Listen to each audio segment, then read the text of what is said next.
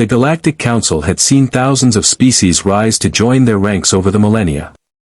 But none quite like the humans. Ambassador Chen stood before the assembled delegates, representing Earth for the first time. Around her, beings of incredible diversity filled the grand chamber, the crystalline Vextheri, the gaseous Numids, the towering Krothanar warriors. She knew what they were thinking. She could see it in their equivalent of eyes. Weak. Fragile. Primitive. "Welcome, human," High Chancellor Vorthax rumbled, his three mouths moving in unsettling harmony. "We understand your species wishes to contribute to galactic civilization." Chen smiled. "We do. Then perhaps you can tell us, what makes humanity special?" 0:30 to 2 o'clock, the dismissal. The question hung in the air like a challenge. Chen had prepared for this. "We're endurance hunters," she said simply. "On Earth, humans aren't the fastest, strongest, or most well-armed predators. But we can run longer than anything else. We literally chased our prey until it collapsed from exhaustion." A ripple of what could only be described as laughter passed through the chamber. The Krothanar ambassador, a being that stood 12 feet tall with armor-plated skin, leaned forward. "You take pride in this?" his voice boomed. "That your hunting strategy was simply, being too stubborn to stop?" "Essentially, yes," Chen replied, maintaining her composure. The Vextheri delegate chimed in, their voice like singing crystal. "How quaint. Perhaps humanity can serve in clerical roles. Record keeping. Data entry. We wouldn't want to place you in danger." Chen's smile never wavered. "We'll serve however the council needs us." But inside, she knew. They had no idea what they were dealing with. 2 to 4 o'clock, the crisis. 3 months later, the galaxy learned the meaning of terror. The decay spread through the Orion Arm like a plague. Not a biological virus, but something worse, a self-replicating nanomachine swarm of unknown origin, consuming everything in its path. Planets. Ships. Stations. It didn't discriminate. The Krothanar, the Council's fiercest warriors, threw their fleets at it. They lasted 6 days before retreating, their ships dissolving mid-flight. The brilliant Cerebral Collective attempted to hack the swarm's programming. Their greatest minds worked in concert, a hive intelligence that had solved every computational problem in recorded history. The decay adapted and consumed their core worlds in hours. The Vextheri tried to outlast it, sealing their crystalline cities in temporal stasis fields. The swarm simply waited, patient as entropy itself. Species after species fell back. The council chamber, once filled with proud delegates, now hosted emergency sessions with haunted survivors. "We must evacuate the Orion Arm," High Chancellor Vorthax declared, his voice heavy with defeat. "Establish a quarantine zone. Perhaps in 1,000 years, we can return." "No." Chen stood up. All eyes turned to the human. "Ambassador Chen, your species lacks the context to understand." "We understand perfectly," she interrupted. "You're proposing to run. To give up an entire arm of the galaxy without exhausting every option." "Every option has been exhausted," the Krothanar roared. "My people are warriors. We do not flee from cowardice, but from wisdom. This enemy cannot be defeated." Chen walked to the center of the chamber.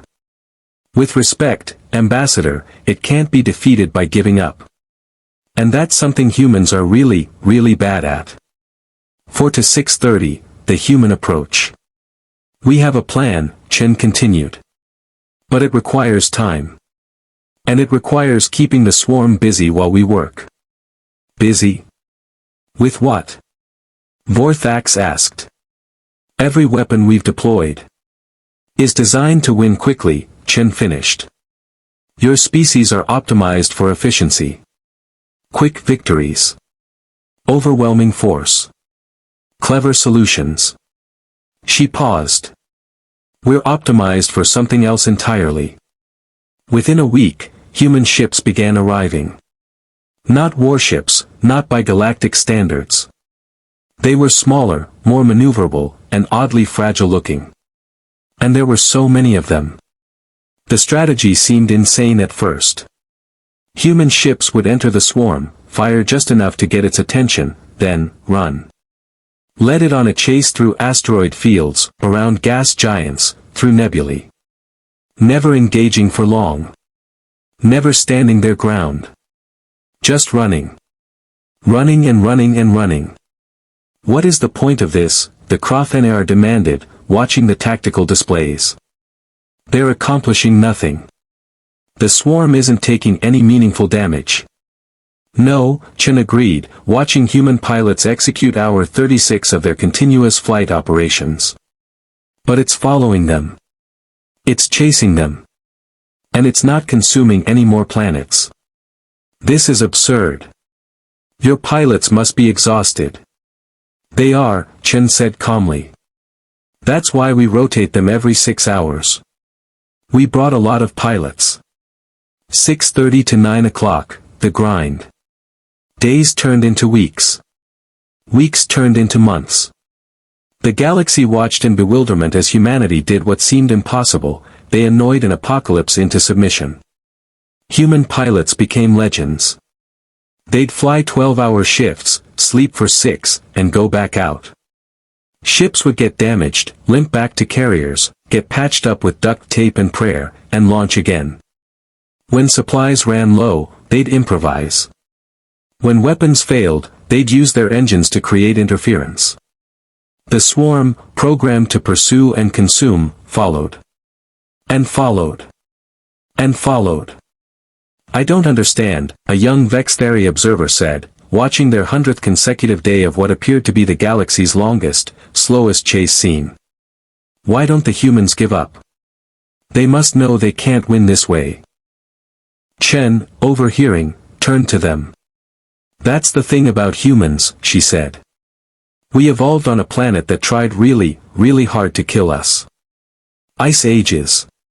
Predators. Diseases. Droughts. And we're still here. Not because we were the best at any one thing, but because we were too stubborn to die. The observer watched as another squadron of human fighters led the swarm through a debris field for the 3rd time that day. The same debris field. The same pattern. Over and over. But surely there's a limit. Surely they'll break. Give up. Chen shook her head. You're thinking like a sane species. Humans are the species that invented marathon running 26 miles, and then decided that wasn't enough, so we invented ultramarathons. We're the species that looked at Mount Everest and decided to climb it because it was there. We sent robots to Mars just to see if we could. She pulled up another display. See this pilot? Lieutenant Harris. She's flown 847 hours of flight time in the last 3 months. She has chronic back pain, sleep deprivation, and her psychologist says she should be grounded for mental health. Know what she told me when I suggested it? What? Just one more day, Ambassador. I can do one more day. Chen smiled sadly. And tomorrow, she'll say the same thing. And the next day. And the next.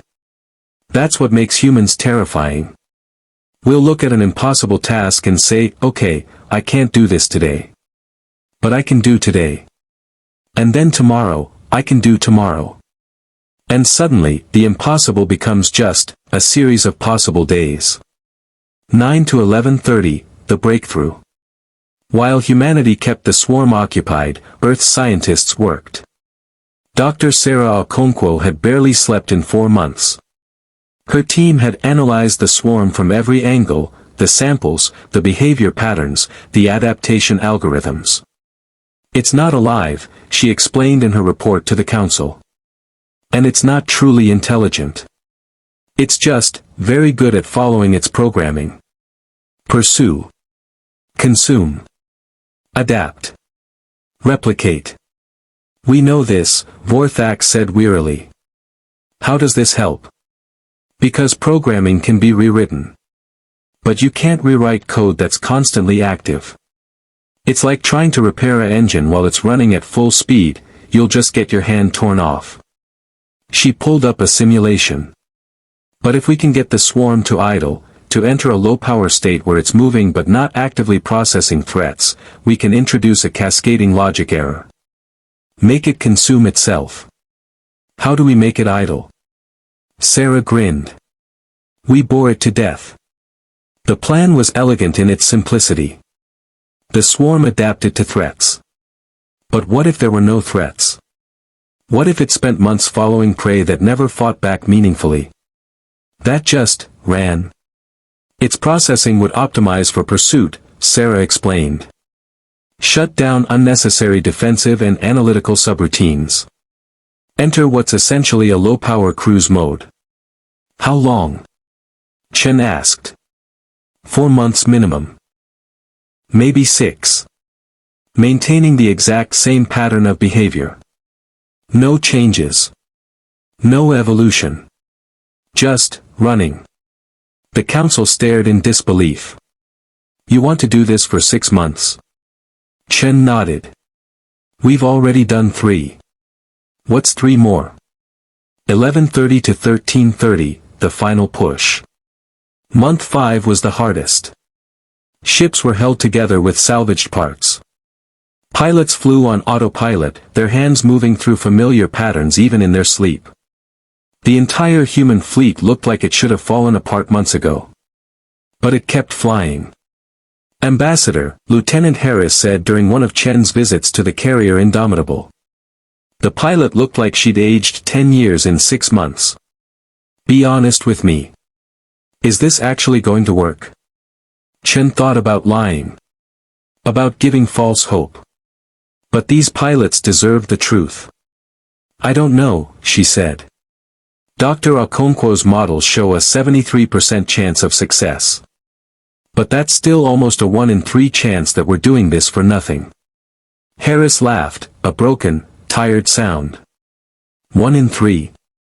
Those are pretty good odds. Are they? Ma'am, do you know the success rate for most of the things humans have attempted throughout history? Moon landing. 1 in 3 would have been optimistic. Survival rate for early explorers. Way worse. Hell, the success rate for my first marriage was 1 in 1, and I still screwed that up. She ran a hand through her greasy hair. 1 in 3 means we've got a real shot. That's all we need. A shot and the stubbornness to take it. Chen gripped her shoulder. 2 more weeks. That's all Sarah needs. 2 more weeks, Harris repeated. I can do 2 more weeks. 13:30 to 14:30, the victory. On day 187, Dr. Okonkwo deployed the virus. It was invisible at first.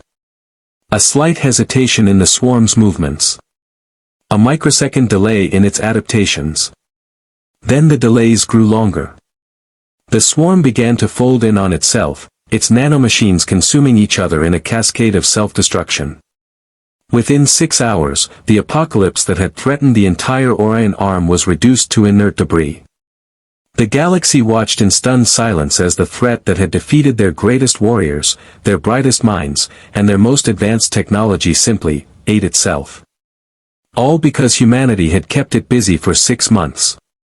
The celebration in the council chambers was unlike anything in recorded history. Species that had never shown emotion were openly weeping. The Krothanar ambassador approached Chen, towering over her. I owe your species an apology, he said quietly. We thought you were weak. We are weak, Chen replied. Individually, we're fragile. Slow. Short-lived. Then what are you? She smiled. Persistent.